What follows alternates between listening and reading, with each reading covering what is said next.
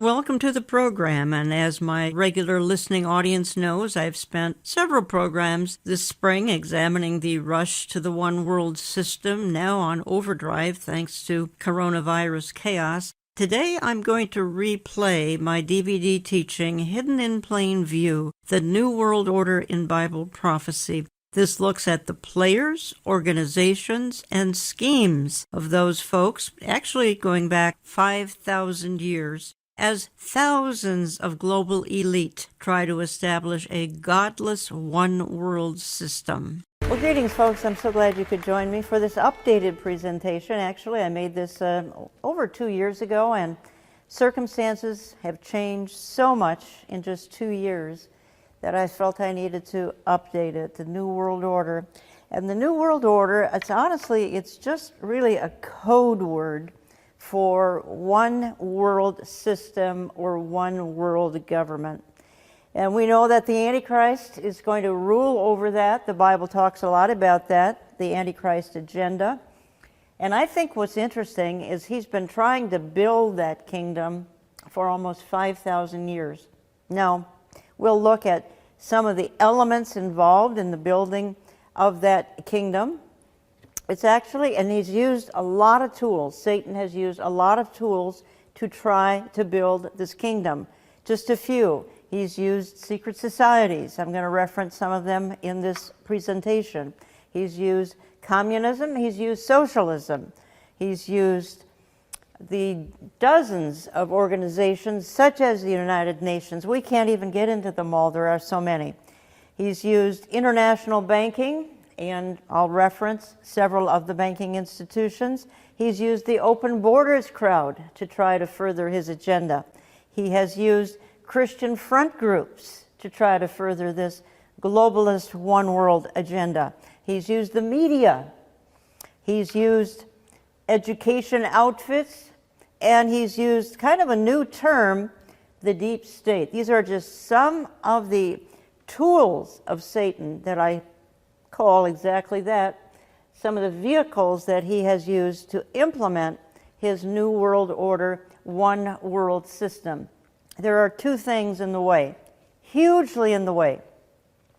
One is obviously America, and the other would be Christianity. And that is why there is such a war on both. So just another couple of comments here before I move on, because man always promises peace and prosperity, such as what's supposedly in this New World Order, one world system. He can never produce it. Mankind always has wanted relief from pain, whatever's going on in society. He always wants that to go away, and he's always looking for people and organizations to make it happen. And that's why the idea of a one world government, in other words, if you have a one world government, won't all poverty go away? Won't everyone be paid the same amount of money? Everyone will be equal. It sounds wonderful. Of course, it won't work, but Satan makes it sound like it will work. Only God can make it be successful, because mankind's heart is way too dark to make this work. Now, I got very interested in this globalism and the one world, new world order system, I think for a long time, but particularly during the 2016 U.S. election. Because there we had the ultimate in globalist, in Hillary Clinton versus nationalist Donald Trump. And Donald Trump has said on numerous occasions, he said, we will no longer, speaking for himself, we will no longer surrender this country or its people to the false song of globalism. So that threw a terrible monkey wrench into the plans of the globalists, because he meant what he said. And his opponent, arch global, how much more of a globalist than Clinton Global Initiative? So we had these two clashing during that run-up, and starting in 2015 and 2016, and culminating in the victory of a nationalist over an arch globalist, which I think was absolutely fascinating.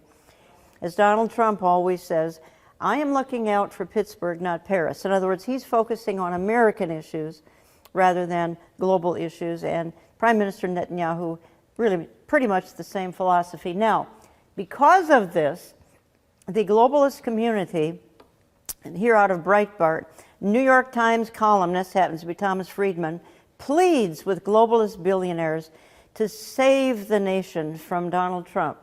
And who is down there in a corner but a globalist for the last 50, 60 years, Henry Kissinger. So they're pleading with the world's money people to please save the world, save the nation first. Let's save the nation from a guy who is America first, a nationalist.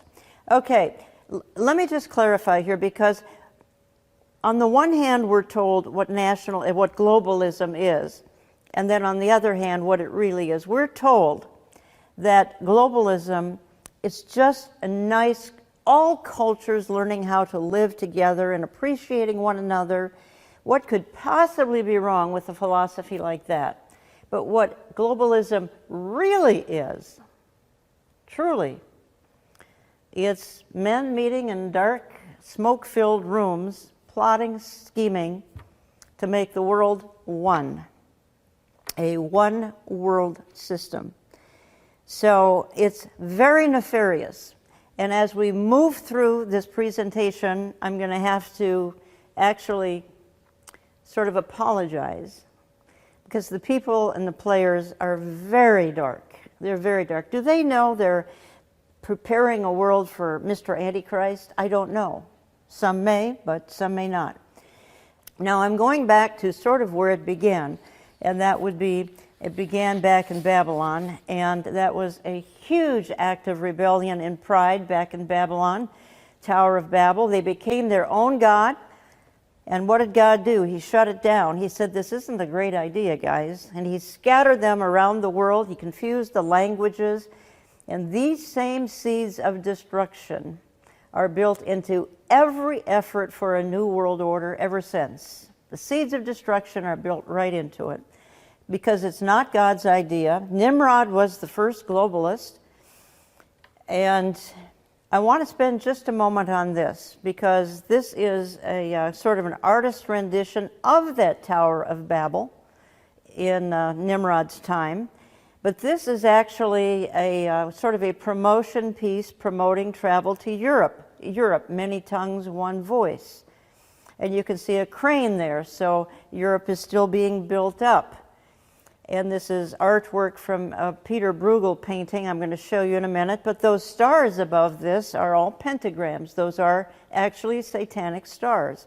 So right away, whether or not the Chamber of Commerce here knows they're promoting it this way, I have no idea. And then we get to the actual picture here of Peter Bruegel's painting, goes back to the 1500s, again, mimicking the Tower of Babel.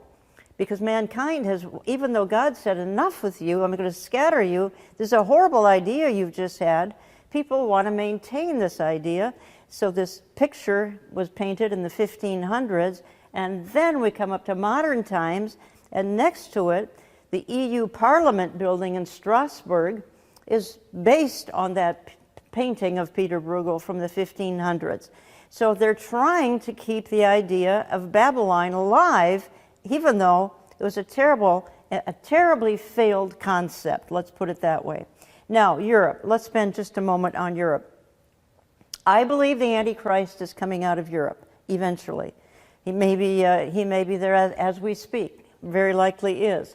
But Europe on the brink of collapse. The empire's European castle of vassals is crumbling right in front of our eyes. It's true. Europe is crumbling. Part of it is the immigration system hasn't worked here in the last 10 years or so, but Europe is reeling. A recent Time magazine, The Unraveling of Europe. I think this is very significant. Europe it's being readied for the Antichrist. How nationalists are joining together to tear Europe apart. Okay, so Polish experts, Europe is at the end of its existence. Western Europe is practically dead. And it's true for various reasons. I think one of the biggest reasons Europe threw God out 60 years ago. And when you throw God out, there are terrible consequences. So it is on the verge of being absolutely almost shut down. So what the globalists did in 2017, they got a hold of a young man. His name is Emmanuel Macron, president of France. And he won his election in 2017. And I believe he's the pick of the globalists to bring Europe sort of back together.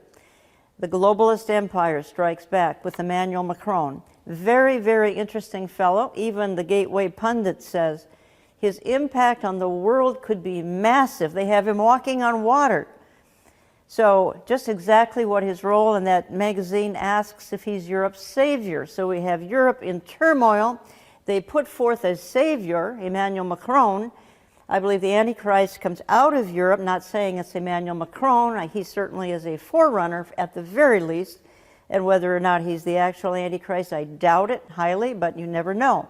So let me just read the primary couple of verses from the book of Revelation that talks about the coming one world system. Revelation chapter 13 and verse 6, it opened its mouth, that's the beast, to utter blasphemies against God, blaspheming his name and his dwelling, that is, those who dwell in heaven.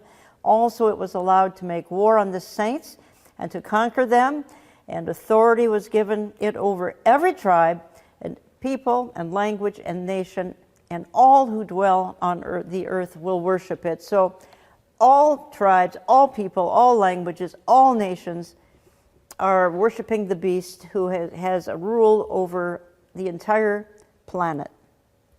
And the war against the saints are the saints, people who come to faith during the tribulation, because the church is gone, absent during the tribulation. But this is where this global government is spelled out most clearly in just these couple of verses. You find it in the book of Daniel as well.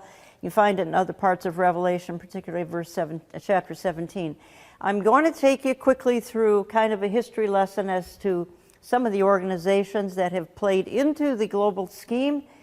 And I could start going all the way back to Knights Templar. We're going to move up quickly, though, to the 1700s to modern time, just in the interest of time. And I'm starting with the Freemasons. They're a very dark organization, a very dark group. And they were globalists, and they remain globalists. They're one-worlders. And we move up into the next century, and we have the Rosicrucians. And their purpose was to bring together a one-world system. And we keep moving up into the 1700s. We have the banking families starting in about the 1700s. And Meyer Amschel Rothschild, and he gave it to his 5 sons. And the idea was to create global government through the banking industries. And that is going on until this day, believe me. So Rothschild, well, he kind of teamed up with a fellow by the name of Adam Weishaupt in 1776. These two empires sort of conspired, if I dare use that word, and they thought, well, can we take over the world, make it one? That was their hope, that was their goal. So they formed, at least Adam Weishaupt formed in 1776, the Illuminati. You hear that term all the time. It's conspiratorial. It's a very dark organization. Won't go into details, but the goal, again, of the Illuminati is a new world order. Again, that's just code for a one-world system, the Antichrist system, the Antichrist empire. Coming into the late 1800s, was the Rockefeller Empire, John Rockefeller. And more recently, one of his sons, David Rockefeller, certainly the most prominent globalist of our time, passed away very recently. And in the background, you see Henry Kissinger, who's never given up on one world government. But just a word about the Rockefeller Empire, because they have been so powerful in this whole rush to one world, and particularly in more modern times, David Rockefeller. And David Rockefeller was the prominent promoter and creator of what's known as the Council on Foreign Relations back in 1921. He was just getting his empire going, taking it over from his father, John Rockefeller. And David Rockefeller put together what's called the Council on Foreign Relations in 1921. Probably the biggest, next to the United Nations, the Council on Foreign Relations, the biggest contributor to global government. And Carroll Quigley here from Georgetown University says this. He said, the Council on Foreign Relations is the American branch of a society which originated in England and believes national boundaries should be obliterated and a one world rule established. Okay, so that was the goal of the Rockefellers going all the way back to the 1920s. Now, in order to successfully bring America into the one world plan, you had to have what they ultimately would call the Federal Reserve Bank, which is neither federal nor reserve. It's a private bank, but it controls our money. It created inflation, and that was created in 1913. America could not be dragged into the one world system without this Federal Reserve, which came along in 1913, a very corrupt outfit that we have no say in. There's no auditing of it. So it's really a scheming type of an organization that we have no say in controlling. Moving up a few years, 1919, as a result of World War I, came the League of Nations, the goal, global government. Because they're dealing with World War I here, how do we prevent this happening again? One world government. That was their hope, that was their goal. All right, moving on a few years, and we have World War II. At the end of World War II, the United Nations comes along in 1945, because we can never have another war like World War II, can we? How will the world survive? This organization comes along with the idea, no more war, no more poverty, nothing. The United Nations will fix everything. Now, I just want to throw in a few more comments about we could spend hours on the UN, we're not. But I want to mention some offshoots that have come along more recently. And that would be, and again, these are all efforts on the part of globalism, one world. Agenda 2030 came along September of 2015. The UN launches a new universal agenda for humanity. It will end global poverty. Again, see, the idea of one world is we get rid of all problems. We have one ruler, we have one central government, all the world's problems go away. Universal health care, gender equality, which is now, of course, the rage, solve all of humanity's problems. This is Agenda 30. This is part of the United Nations. This came along as recently as 2015. It could bring about utopia. Mankind can't bring about anything that works. Only Jesus Christ can do that, and they shut him out. Okay, so another angle here is sustainable development, part of the United Nations, again, part of Agenda 2030 for sustainable development. Again, this is more recent. The organization founded in 1945, but these goals, these sustainable development, et cetera, 2030, Agenda 21, these are in the last 10 years. And again, it's all, the mindset is let's have one world that will solve all of our problems. The game changer was the United Nations Sustainable Development Summit 2015. Again, the idea is let's get everybody out of the suburbs, move them into downtown, give them an apartment, 300 square feet, get rid of your car. This is the goal of organizations and, well, the Sustainable Development 2015, and a dozen sort of offshoots of this. So again, none of it will work, but again, they keep coming up with schemes. They keep coming up with ideas that will fix the earth and make it absolutely perfect. Okay, we're going through some organizations that have been trying to create one world. The Bilderbergs came along in 1954, and the European Union was birthed out of the Bilderberg, and their goal was global government. They were open about it. Still, they meet to this day. They want one world system. They want the Antichrist system. In 1968, the Club of Rome came along. It divided the world into 10 regions. Now, the world of prophecy got excited because they thought, well, is this perhaps the 10 kingdoms talked about in the book of Daniel? I don't think so, but nonetheless, the Club of Rome came along in 1968. Their hope and goal was that the world could be one government, one ruler. All of this, and it goes back to Babylon. Remember, they've been trying for 5,000 years, and they come up with one scheme after another. And, of course, none of them will work. In 1973, Trilateral Commission, we have David Rockefeller back in the picture again, not that he ever left. And Zbigniew Brzezinski, they came up with this trilateral, that is cooperation between North America, Western Europe, and Japan. But the goal is one world. One world, single government. With David Rockefeller involved, why would it not be all about one world? So again, they never give up. They keep trying. Now, just a good word here about Representative Larry McDonald. Back in the 1970s, he kind of got wind of all of this, and he began to realize there really was a conspiracy. It's a legitimate word here. There really was a conspiracy. And he came out and he said this. He said, the drive of the Rockefellers and their allies is to create a one-world government combining super-capitalism and communism under the same tent, all under their control. Do I mean conspiracy? Yes, I do. And I'm convinced there is such a plot, international in scope, generations old in planning, and incredibly evil in intent. This man nailed it. And in 1983, his plane was literally shot out of the sky, killed hundreds of other passengers, and his wife said he was going to, within days, reveal this kind of a globalist scheme.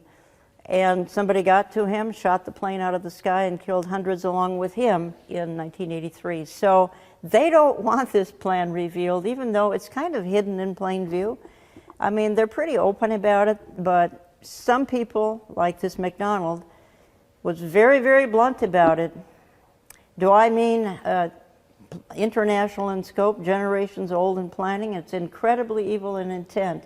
And he pointed to, again, the Rockefeller Empire.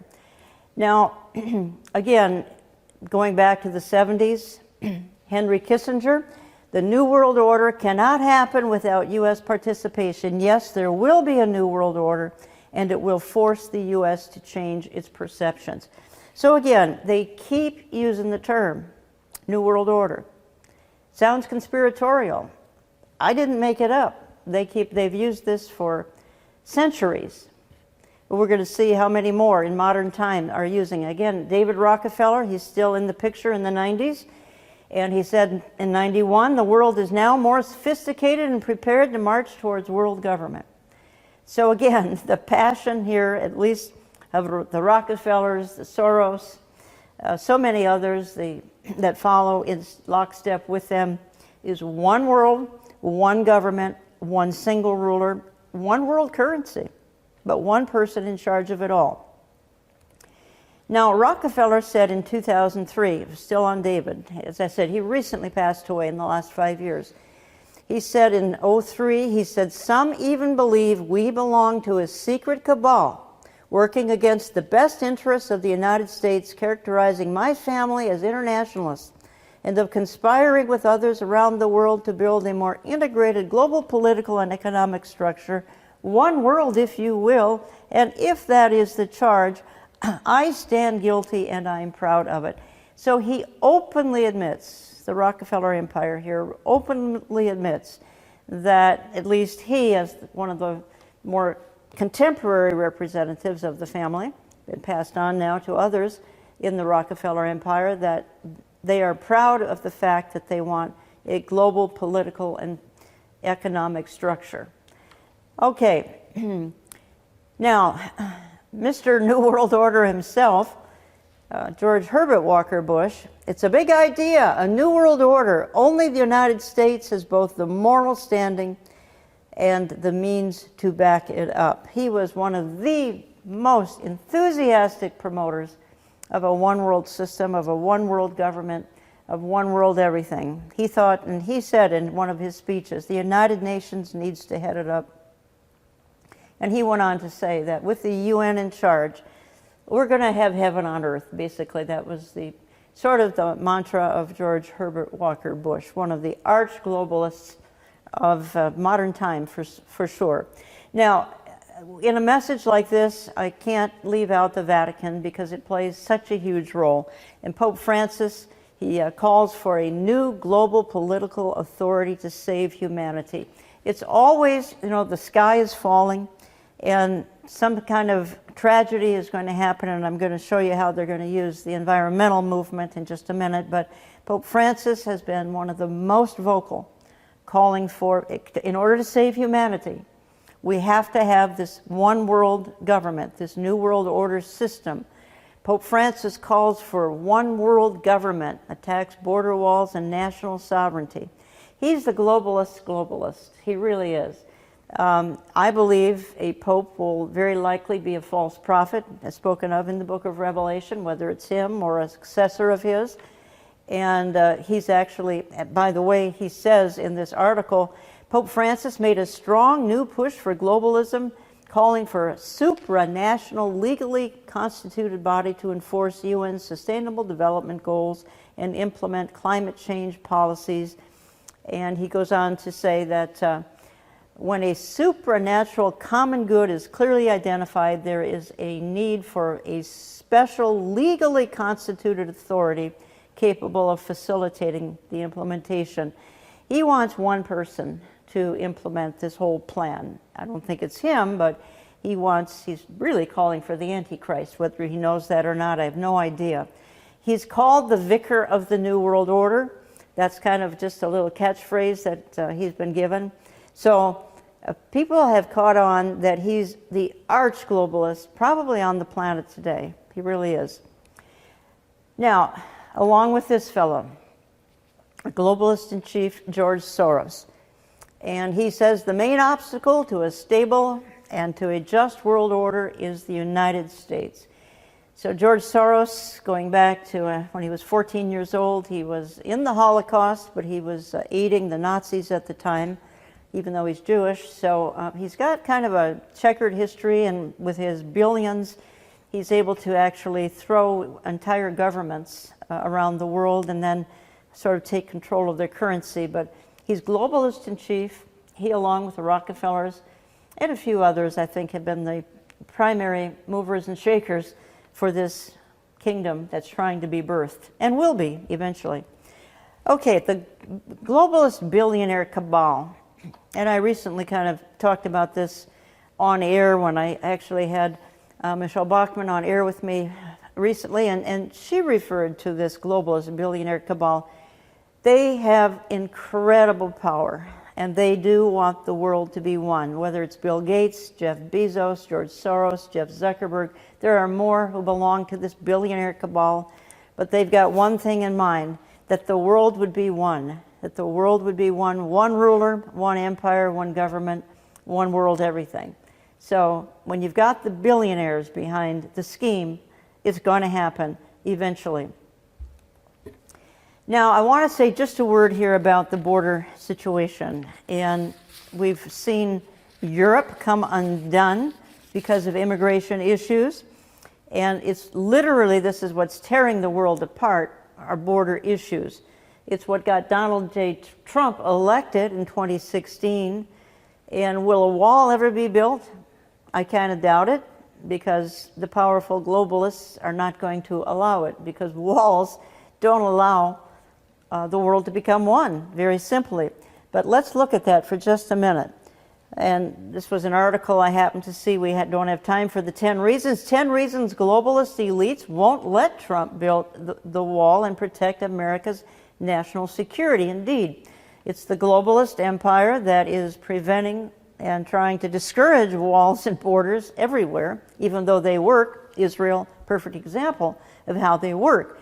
But let's just take a look. When you see these migrants trying to enter the United States, don't you wonder how some of their basic human needs are being taken care of? Food, medicine, things like that. Who's taking it? Somebody's got to be meeting their needs, or there'd be casualties, thousands along the way.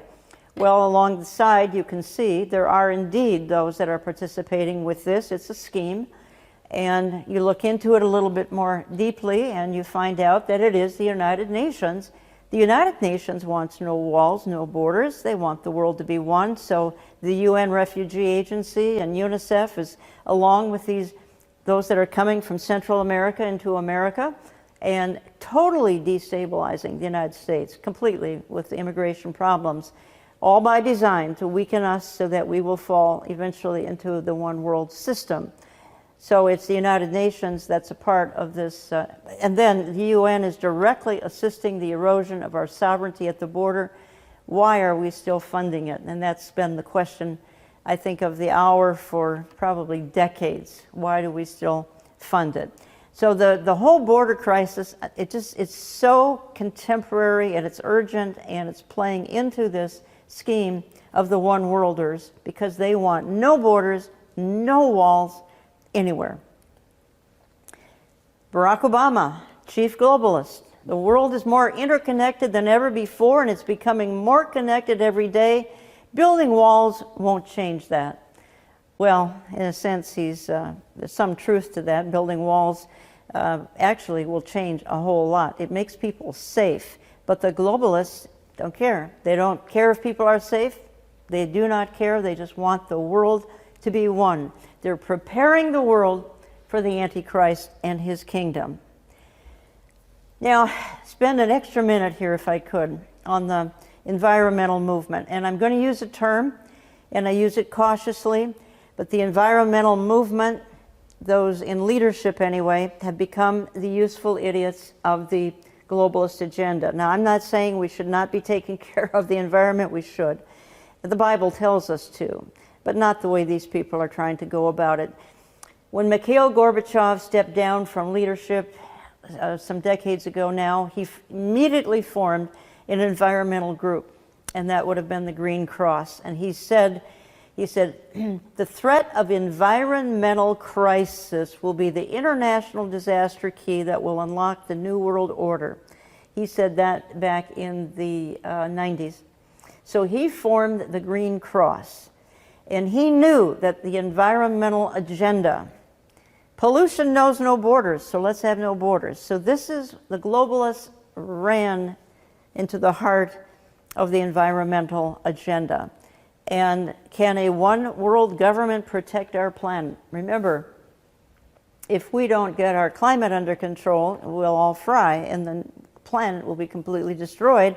And as a recent politician has said, within 10 to 12 years, which is of course nonsense, because who controls the climate? Only God controls the climate. But they are useful tools, the environmentalists, and they never give up. In 2000 came the Earth Charter. It was all about environmentalism. The sacred earth, it was an environmental type scheme for global government pushed by Maurice Strong, Mikhail Gorbachev, and Stephen Rockefeller. So the Rockefeller name still active. And they're using the environmental movement to try to bring about global government. In the year 2001, that Earth Charter, the environmental Earth Charter, was put into the Ark of Hope. Well, what does that look like? That's sort of a parody here on the Ark of the Covenant, which Indiana Jones tried to find in that movie of the 1980s.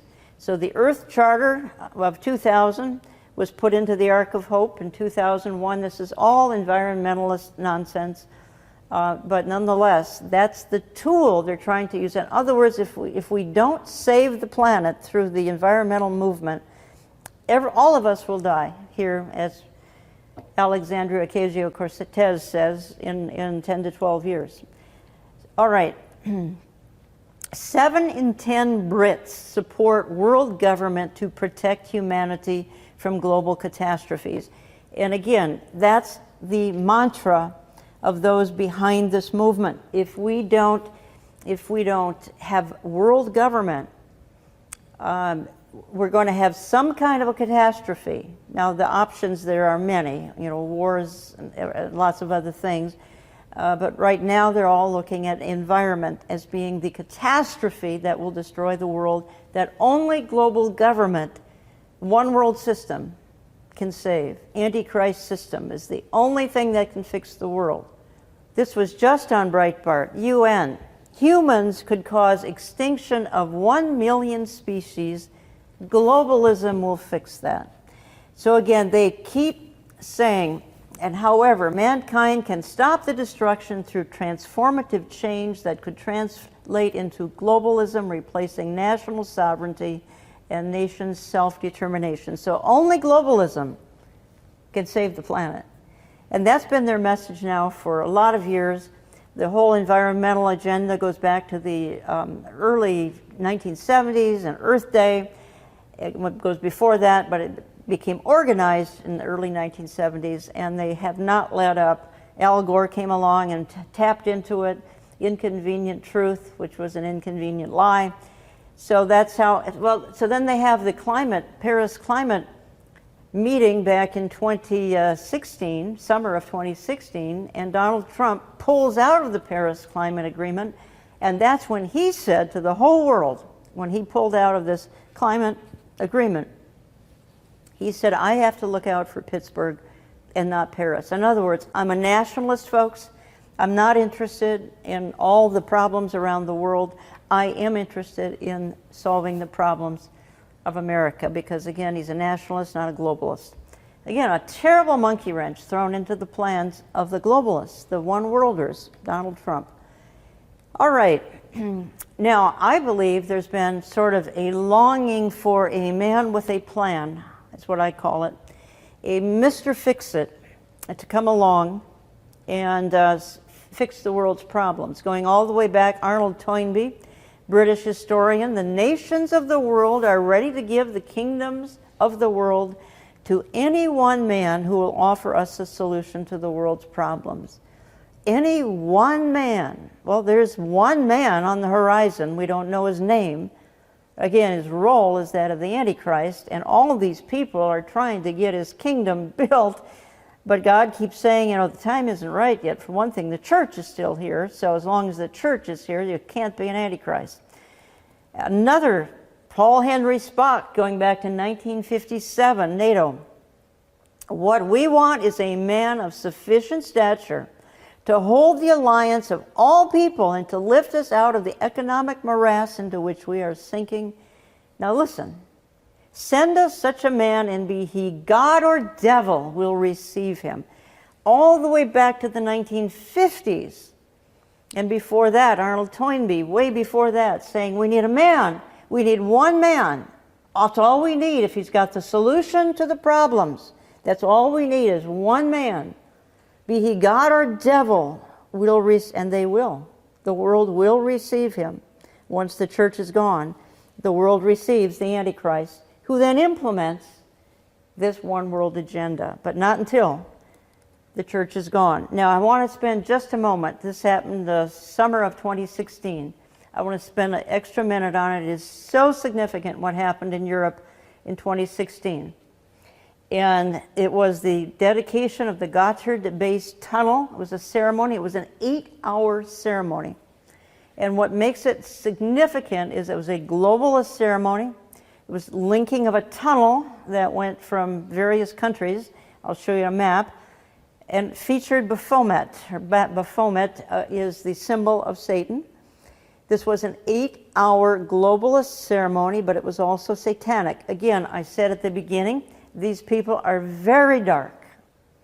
They're serving the Antichrist kingdom. They would have to be dark.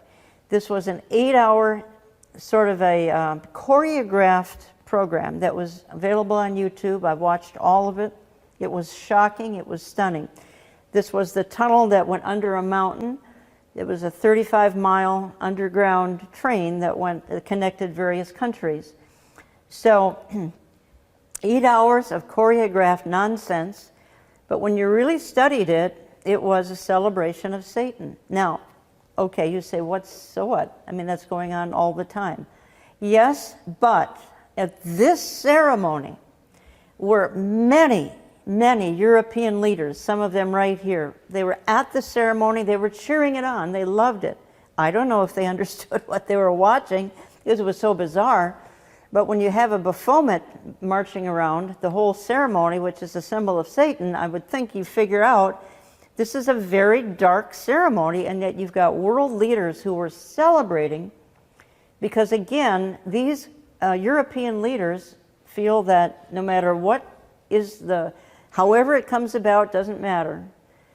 If Baphomet brings it about, that's fine. We got to have one world. And so they participated in an 8-hour sort of choreographed sort of a drama that took all day long, all of it on YouTube. And it was just shocking because it was so dark. But the world leaders loved it. They celebrated it. And part of the ceremony, this is the only picture I could find, it's very dark, was the celebrating of a slain lamb. They were celebrating the death of Jesus Christ because he's the one who comes against this kind of darkness. So somebody grabbed a picture of that woman carrying a slain lamb, and not the way Christians would look at the Lamb of God who was slain for the sins of the world. They are celebrating the fact that these dark forces are trying to take over and triumph over the slain lamb. Again, this was an 8-hour ceremony. It was all about global government. It was all about one world. And the significance is European leaders there cheering it on, cheering it on. It's why Europe is so dark. It's why Europe is hopelessly dark and will never again be any kind of a light. Now, in our schools, brainwashing the kids, creating global thinkers for a global world, handed out in schools here very recently. This one dated 2018 and 2019. So again, let's educate the kids. Let's get them thinking like this. Let's get them thinking about the good things involved when it comes to one world, a single ruler, etc. I want to spend just an extra minute. Some of you who are following contemporary music, secular, would know of Celine Dion, very famous singer out of Canada. And Celine is a New World Order gal, and she's come up with a clothing line. She didn't design it. A couple of Israeli women designed the clothing line. She's promoting it, her New World Order clothing line. And she's got, this is, you can see infants and toddlers here are the sort of the goal of bringing into the New World Order infants and toddlers, go figure. But to get them young with gender-neutral kids' clothing. Again, very dark, and just a few more pictures to show you her intent. And this is representative of the entertainment world, and they're thinking about globalism in one world. They want it, and they want it badly. Just a couple of them here, this is part of their promotion. The all-seeing eye on the hand of this little girl, being indoctrinated into this concept of globalism. A little, probably a 5-year-old girl here. And then if you go to Celine's website about this clothing line, it's new, and this is what you look at. Now, why would this be the home page of a website featuring children's clothing? Again, very, very dark. Let's get the little kids indoctrinated into this as young as possible. Celine Dion launches Illuminati-esque gender-neutral clothing line, and then somebody said this. Agenda behind Celine Dion's gender-neutral children's clothing line is satanic. It is definitely satanic. There is a mind behind it, an organized mindset. Again, we see Baphomet in here. Again, a little child. The agenda of the One Worlders is to sort of propagandize infants and toddlers, for Pete's sakes. And Celine Dion is behind it, and she's this popular singer, and she knows what she's doing. She knows exactly what she's doing. Again, the pentagram stars on the clothing of the, along with this, it's just dark, that's all I'm saying. And I think it's sort of crosses a line when you start targeting 2- and 3-year-olds. But this is, again, the globalist agenda. Now, they spell out their agenda on the Georgia Guidestones in Georgia. And there they call for the population under 500 million return to one language. Let's go back to Babylon. Didn't work, but let's try it again. A new 10 Commandments. So this is what the globalists have. This is the monument in Georgia, Georgia Guidestones. They have it all spelled out on the Georgia Guidestones. It's their plan for the one world system. The plan for the Antichrist system, it's on the monument there in Georgia. So they're very open about it. Remember, David Rockefeller said, am I thinking about a one world system? Yeah, I am, and I'm proud of it. So these people, keep in mind, they are proud of their idea. Some of them will say, well, it's going to solve all the world's problems. That's why we're proud of it. And I think most of them are proud of it because it's so dark, and they are very dark people, and they're serving a very dark Savior. This just happened in 2019, the World Government Summit. This was in Abu Dhabi, I believe. And what was interesting about this World Government Summit is that this was on the outside of the summit, and New World Order forming under pagan temple of Baal arch. Now, let me spend just an extra minute on the Arch of Baal, or the Arch of Palmyra, which is right there. ISIS destroyed the Temple of Baal, remnants of it, in 2015, and this Arch of Palmyra was a part of that Baal system that was in Syria. And this is a replica. It's a 6-ton replica, so it's not a piece of plastic. So this replica of the Arch of Baal, which was total paganism and totally dark, that replica has gone all around the world. It was in New York, it was in Washington, D.C. in 2018, and it was right outside where they were meeting for world government in 2019, the Arch of Baal, the New World Order forming under pagan temple of Baal arch. Breaking Israel news, that's their commentary, not mine. So again, on the mind of, even in the Arab world, now maybe they think their Mahdi is going to be in charge of it, but this was in the Arab world, and it was a kind of a globalist convention back in early 2019. Okay, bringing it up to, again, some of the newer members of Congress. We all are hearing about the Green New Deal, which is a globalist plan to destroy American sovereignty. It's a radical globalist plan that would frankly destroy society. It's nothing new. It's not a Green New Deal. It actually comes out of the Green New Deal was plagiarized from a 2009 United Nations Environment Program. In other words, AOC didn't come up with a new idea. It's an old idea, 10 years, 11 years old, going back to rethinking the economic recovery. A global Green New Deal goes back to 2009.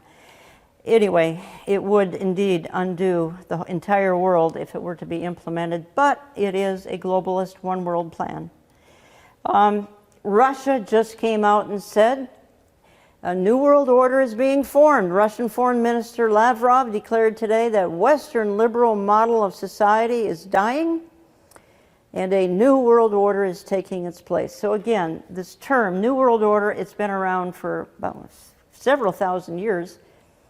And again, it's nothing more, nothing less than the Antichrist kingdom outlined in Revelation 13. It's also referenced in Daniel 11, other parts of Revelation. It's the coming one world Antichrist kingdom. The seeds of destruction are built into it. One world apart from God is not God's will. Jesus Christ must rule. So whether or not it is Babylon, it won't work. Whether or not it's United Nations, it won't work. Whether it's Agenda 21, Agenda 2030, it won't work. It's man's idea, man's plan. Whether it's the Green New Deal, it won't work. Because it's not God's idea.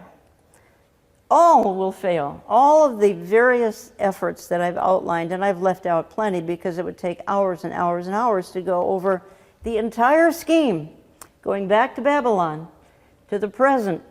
All the schemes, they will all fail because the Lord Jesus Christ is not included in any of them. Now, it won't work, again, some obvious reasons. Mankind has a corrupt heart. It's a very dark heart. And mankind will promise peace that he cannot produce. Mankind will promise all sorts of things he can't produce. And evil people are the architects. And I think that's what I warned you of from the very beginning of this presentation, is that very dark and very evil people are trying to implement all of this. And because of that, there's no way it's ever going to work. It's just simply not going to work. But nonetheless, here's some of the ways they're trying to implement the government, the one world government, the new world order. Socialized medicine, you have to have it. And I think America will get that eventually. Gun control, these are the things you've got to have for global government. Big government, obviously. High taxes. Population reduction. Georgia Guidestones said reduce the population from X number billion, 7 billion, to 500 million. Well, who lives and who dies? That's up to the globalists. The plan includes immigration, cheap labor, open borders. Again, that the open border crowd is huge in this scheme. Affordable housing for all. You'll hear that being talked about at all times. Environmentalism, it's probably the biggest player in this whole scheme is the environmental movement, which again, doesn't mean that as believers we aren't to be careful and maintain the environment. We are. Increase the debt. You've got to do that for global government. Increase poverty. You need to do that. International welfare. Class warfare. Got to have that. And how often do we see it on the news? No religion but a single pagan religion. That's why Christianity is really, America, as I said, America and Christianity are the two big obstacles to this global government. America and Christianity, because there is to be no religion but a single pagan religion, ultimately headed by the Antichrist and the false prophet. Destroy the family. So these are some of the ways the globalists hope to initiate these bullet points. And if we get these and 100 more initiated, we will have paradise on earth, a single government with a single ruler. Now, David Rockefeller said, all we need is the right major crisis, and the nations will accept the new world order. Again, David Rockefeller, probably the primary player since the 1920s, passed away recently. The major player, some others as well, but he's the most influential. So what would be the major crisis that could bring this about? I think there are several options. I think one of those options could be the some sort of a catastrophe. Some sort of a global financial catastrophe would easily bring about global government. Could be a terror-related event. What if there were 9/11s going off in 24 cities of the world at the same time? People would be so terrified, they'd say, yep, we need a single government to control this. It could be weather-related. Again, it could be environmental. It could be World War III. Maybe that's on the horizon. A major type of a global war would certainly, just as World War I caused the League of Nations, World War II, the United Nations, because world wars terrify the entire world. So a World War III could bring about global government. But I maintain it's one event that will bring it about. And believers know it as the rapture of the church. When the rapture of the church takes place, could be any day, of course, with the church gone, the world in complete chaos, with millions and millions of people suddenly disappear, completely gone. And children, small children, not of an accountable age, missing. Perhaps parents left behind, terrified what's happened. Others who have lost loved ones. The world will be in complete chaos. And they will say, we need a savior. We need someone to, have order out of this chaos that has just happened. Besides, they may not know what happened. They just know that planes are crashing and cars are crashing and people are missing.